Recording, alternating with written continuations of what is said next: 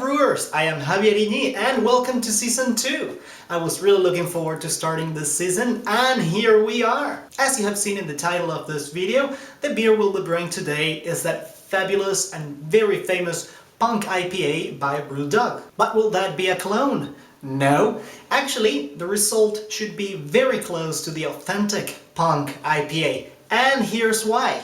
I just got BrewDog's official DIY kit for producing a full batch of Punk IPA. As you know, I'm focused on small batches because it allows you to safely experiment. But in this case there is no experiment to be made, only a recipe to be followed, which is inside this box, and the exact amount of ingredients we'll need to get something really close to Punk's IPA. And I mean something really close because even if they give you the exact same grains and the exact same amounts of grains to produce the beer, and so is the case of the hops, I know the yeast is not the same one they use. They give you a generic yeast and that is comprehensible, so it will have an impact in the overall result. Fingers crossed that impact will be as little as possible. In any case, I've read a lot about this kit and people seem to be really satisfied with the results they're getting, so hopefully that will be my case as well. So, without further ado, let's get brewing! So here we're in the kitchen, time to get a beer, and I thought that nothing would be better than this one to fully inspire me through the brewing process. I guess you all know, or most of you know, this beer. For those who don't, this is my personal favorite IPA. This is an American IPA and it's available in a lot of countries. Look at that color. Several years ago you could see some residues and some particles of hops here and there. This one's crystal clear. Let's see if something else has changed.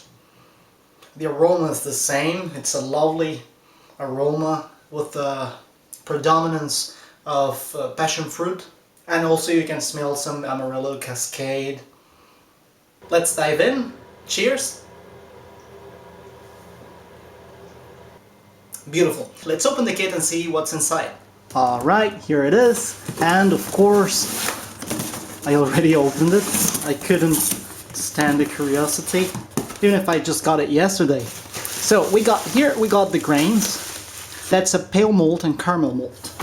Here we got the hops and the yeast, which is a Sauvin US 05. And finally, the recipe. Nothing else. Now there is one thing that really caught my attention. This is the exact same page you can download from the DIY manual you can find online, because they released all of their recipes. And as I was saying, the thing that caught my attention is that, for instance, here you can see that it tells you the temperature for mashing and the time for mashing. They also tell you the ideal temperature for fermentation, 19 degrees, slightly lower than the temperature I use, but that's not a problem. Actually, that's appreciated. But the thing that I didn't like, to be quite honest, is the fact that there is no timing for the hop additions.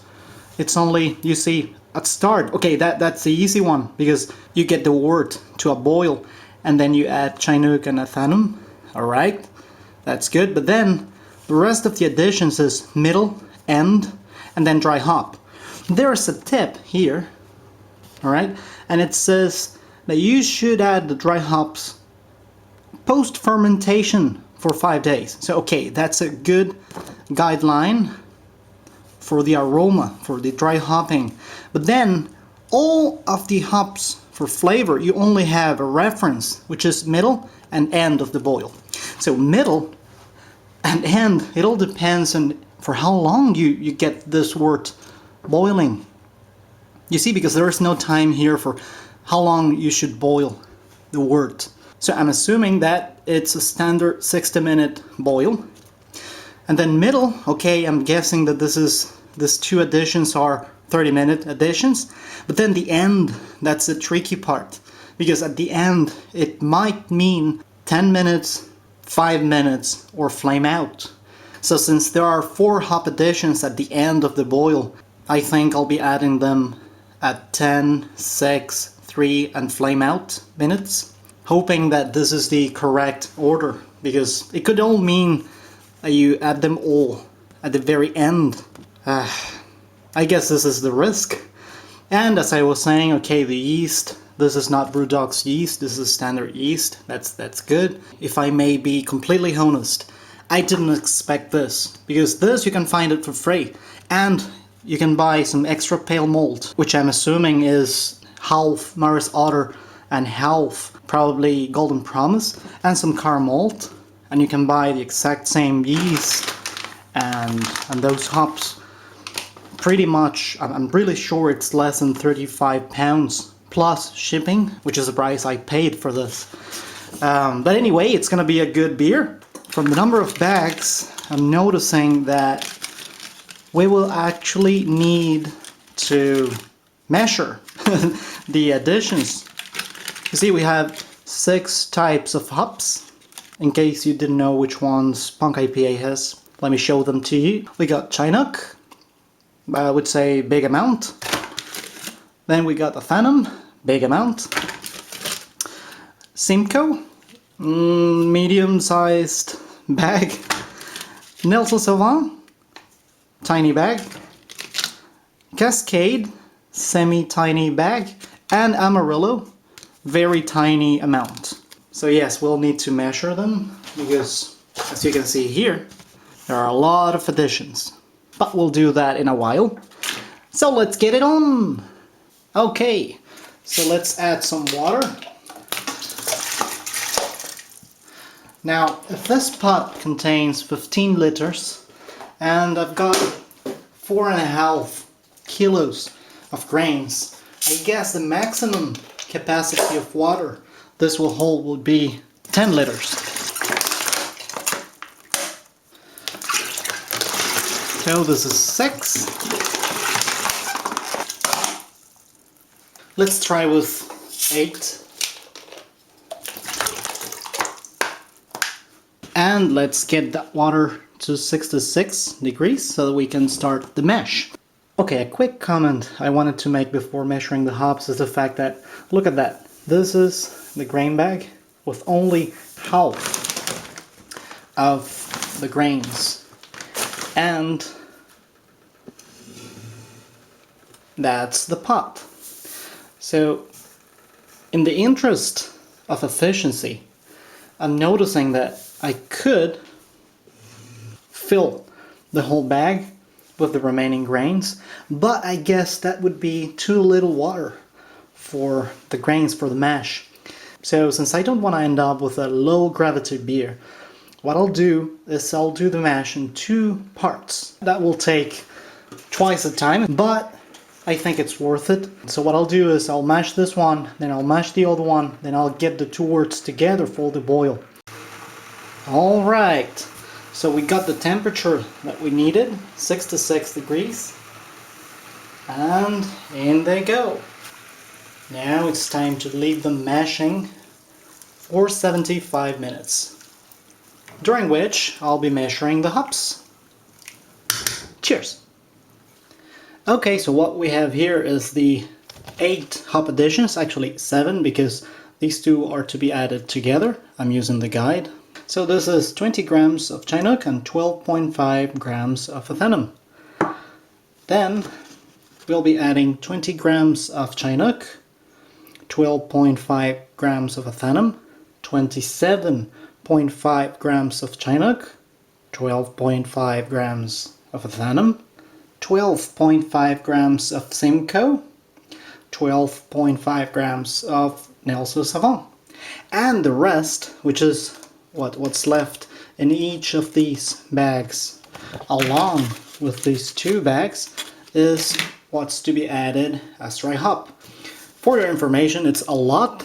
I'll publish this recipe in the comment section below, but you can see that the dry hopping section is quite high, 47.5 grams of Chinook, 37.5 grams of Ahtanum and Simcoe and Cascade, then 20 grams of Sauvin and 10 grams of Amarillo. That's a lot. But that's the recipe, and I will strictly follow it so that we can get this beautiful beer, which I have in my glass.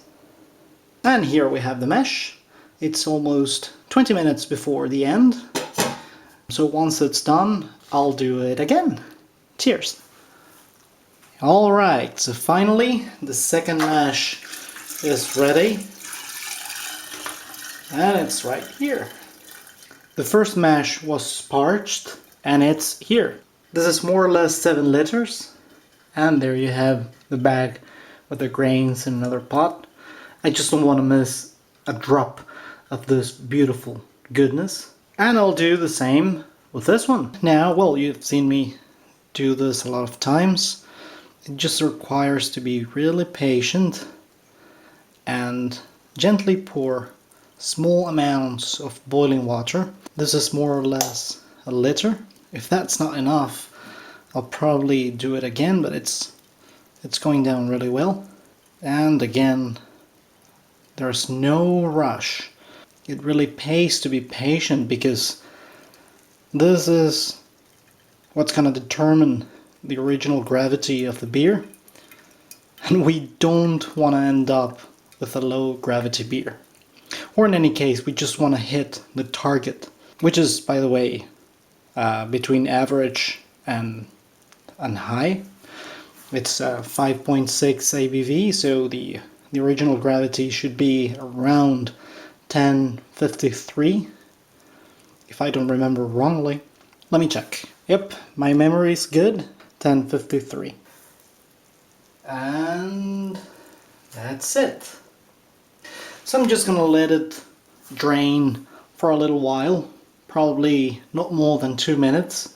And after it's done, we can start the boil. I'll see you in a few. Cheers! And here we have finally the 2 mashes together. We're just waiting for the boil to happen. I suspect this is going to be hard to handle at a first stage because of the level of liquid we have there. But I guess it's going to be fine after a while because it's going to evaporate a little bit. I think a couple of fingers will do. I'll be back once we have that running boil that we need. Cheers! Alright, so we got the running boil that we needed for the first hop addition. These are the bittering hops, so we'll have to wait 30 minutes before we can start adding the flavor hops.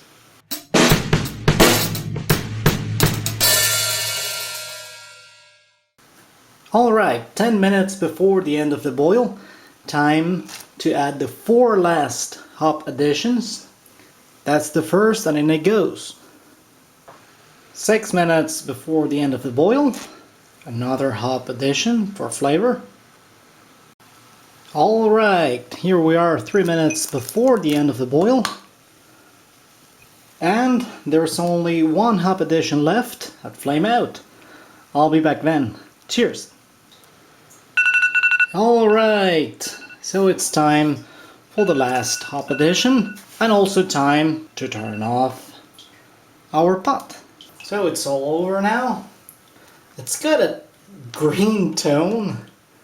It smells fabulous. I'm really hoping the hops won't diminish the original gravity. But in any case, it is what it is now. So let's cool it down.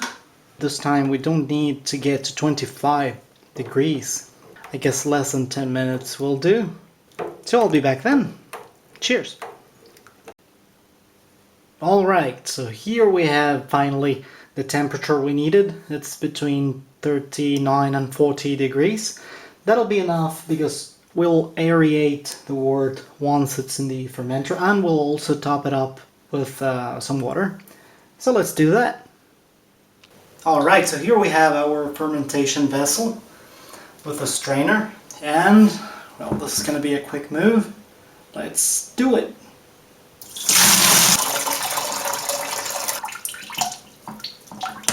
Okay, so we got something close to 13 liters, well I would say 12, and we need to top it up to here, to 20.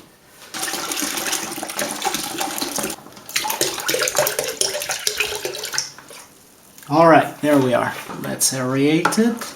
This fermentation vessel, as you may imagine, has been sanitized with star sand.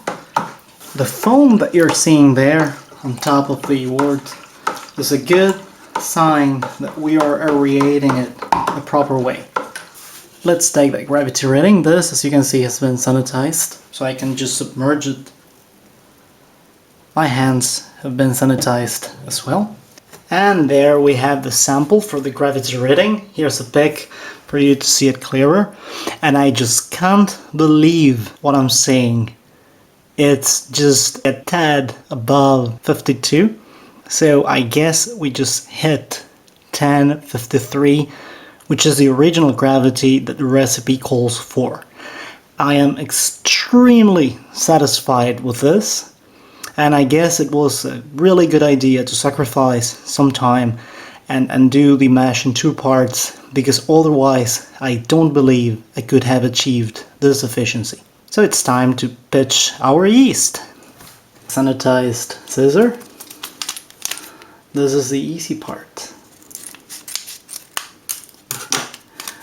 Now there's no directions on whether we should stir it or not.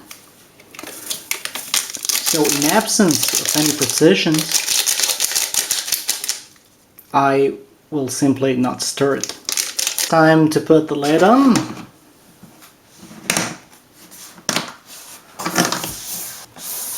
Make sure it all fits in place. Our sanitized and pre-filled airlock. There it is. And the tip. So there you have it, another successful brew in the history of this channel. As you can see, the sun is shining already, and the sun comes out really early here in Scotland during summer. But it was indeed a long brew, so there's a price to be paid. Unfortunately, I ran out of beer, but now I think I'll switch to coffee in a couple of hours. So I'll see you in the dry hopping part. Hey there, and here we are 11 days after the brew day. Now fermentation's over. Actually, it was over yesterday, but I decided to leave it for one more day just to be absolutely sure. So it's dry hopping time. To add the dry hops, you'll need a hop bag like this. This has been previously soaked in star sand because at this point sterilization is crucial. You don't want to ruin your beer at this moment. So first things first, let's fill this bag with all these hops. For the bags that haven't been opened, you'll need a sterilized scissor. You can spray that with star sand. Remember, spray everything with star sand. And my hands have also been sprayed with star sand. Let me give you a closer view for you to see it better. So here I have a dish which has also been sprayed with star sand to ensure that nothing touches anything that hasn't been sterilized. Here's the scissors. That's the hop bag, and those are marbles. I'll tell you what we'll do with those in a minute. So let's start with the easy ones, the ones that have been already open when we were brewing. So this is Sauvin, this is Chinook, this is Simcoe. Let's open this bag of Cascade.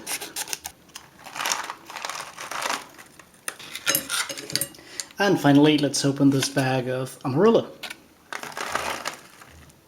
So this is no longer necessary.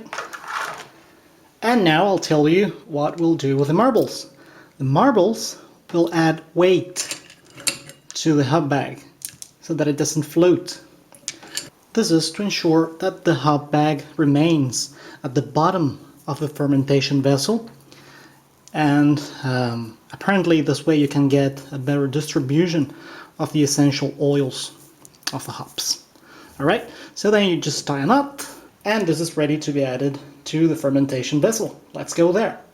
So now all we have to do is just add the dry hops, and hopefully they'll sink. Yes, there they are. Alright. And this is it for this video. I hope you had as much fun as I did. If you like this beer, you can find the recipe in the comment section below. If you like what you see, like, and don't forget to subscribe. And as usual, thanks for watching. Cheers and beers!